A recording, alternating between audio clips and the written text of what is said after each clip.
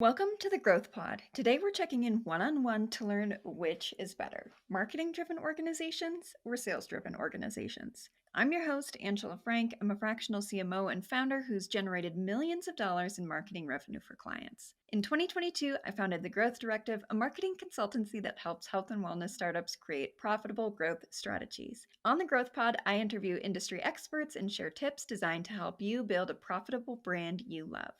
So, if you're like me and love learning about how to grow your business more efficiently, you've come to the right place. Let's start with some definitions. What does it mean to be marketing driven, and what does it mean to be sales driven? When we talk about these two strategies, we're really discussing the difference in the way that companies acquire customers and achieve growth. So, a marketing driven organization primarily relies on marketing, while a sales driven organization relies on an inside sales team. And usually, if you identify as one or the other, marketing driven or sales driven, you don't really utilize the other acquisition strategies to drive your growth. So if you're marketing, you don't rely on sales. And if you're sales, you don't rely on marketing to drive your growth. This matters because it can impact not only your growth strategy, but also your customer experience, the way that you retain customers, and can impact your long-term success as well. So today we're going to dive deep into each of these two types of organizations, and I'm going to share with you how I actually combine them both to drive growth for my clients' brands. Let's start by looking at each type of organization and the benefits of using each one. Starting with sales-driven organizations, I think is a good place for us to start because these types of organizations are pretty classic and I think they're straightforward to understand. You can tell if you're a sales-driven organization because those types of orgs usually have an emphasis on hitting sales targets and quarterly revenue goals, a strong focus on direct sales strategies, personal outreach, and closing deals, and they often use incentive structures like commissions and have quotas that drive individual performance. A great example of a sales-driven organization is Salesforce, which is an enterprise CRM software. The benefits of sales-driven organizations are a pretty immediate result in revenue, flexibility to respond to short-term demands, and an emphasis on performance and accountability. So if somebody's not hitting their targets, you know exactly who you can hold responsible. But the cons of a sales-driven organization are that you become reliant on incentive structures, meaning you pay commission on every sale. And usually the more a rep sells, the more you end up paying them because, of course, they're performing well and you want to reward that, but it can become quite costly. Another con is that you can have pretty severe fluctuations in sales if a top performer unexpectedly becomes sick or goes on vacation for a few weeks, and the fact that you literally have to tell everyone about your brand and you end up missing a lot of at-bats because you're not in the right place at the right time.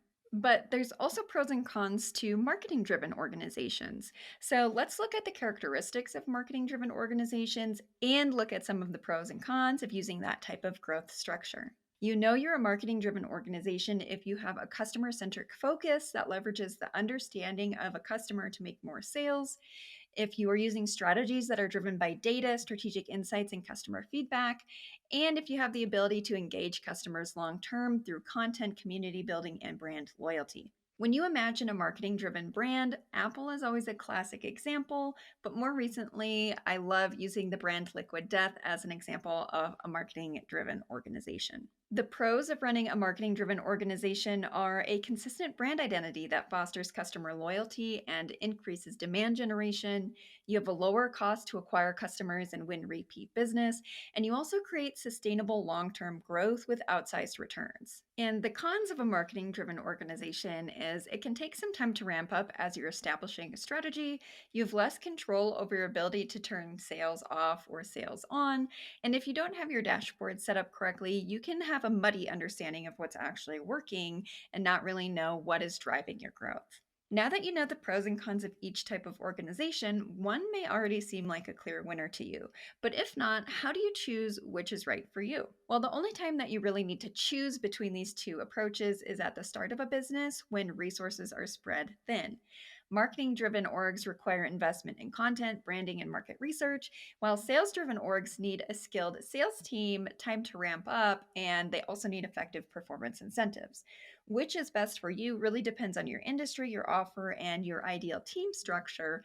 But remember, you need to have proven market fit before you choose between these two. So if you don't have that yet, start trying to give away your offer for free and get that early stage feedback. But what if you're more established and you're looking for what will get you to that next stage of growth? Well, this is where my favorite strategy comes into play, where I combine a sales driven organization and a marketing driven organization into what I've coined a growth driven organization. Let's pretend you've booked a discovery call with me and you've posed the question, Angela, I'm looking to grow my brand and I don't know which approach is better. Should we lean more into sales or should we lean more into marketing? Which is best for us as we look to hit this next stage of growth? My answer is usually both. The only exception to that is for low ticket e commerce, then the answer is marketing. But a lot of the brands I work with have high ticket, high consideration offers who can unlock growth easily by balancing online sales and inside sales. And I'm going to walk you through the exact strategy I use to create growth strategies that expertly balance sales and marketing. The first thing you're going to do is map out your customer journey from the very moment someone hears about your offer to making a purchase and what happens after to encourage repeat business and referrals. There will likely be two parallel journeys on this map, marketing and sales. And when you map these out, you'll find that while there may be parallel spots, you might see that there's already quite a bit of overlap between marketing and sales. And once you see that, the next step is to identify where you can actually start to improve that customer journey. Are there steps you can remove? Can you provide a marketing journey for somebody who doesn't want to talk to a sales rep at all before becoming a customer? Is there a way for someone to be instantly in touch with a sales rep if they want that high touch experience? When you complete that exercise, you should have an improved customer journey map. And you can start rolling that out right away, but keep both marketing and sales informed on the goals of this improved customer journey. Which brings me to my next point. Normally, marketing and sales are two separate functions with different goals, working styles, and normally those two departments do not communicate. But if you want to become a growth driven organization, getting those two departments in lockstep is key. So, as you begin rolling out this new customer journey, you've got to get everyone on board and working together during this transition period. And usually that means getting someone to be the go between for both teams. Someone marketing can complain to when their leads aren't getting followed up with quickly enough, and someone sales can complain to when the leads aren't high quality enough. And it should be this person's sole objective to get both teams working together, getting them what they need to slowly bring them towards relative harmony. And this is a strategy that I've actually implemented in a few different brands, and the results have been amazing. One company, for example, I created an 8 figure pipeline in less than a year, essentially tripling pipeline in less than 12 months.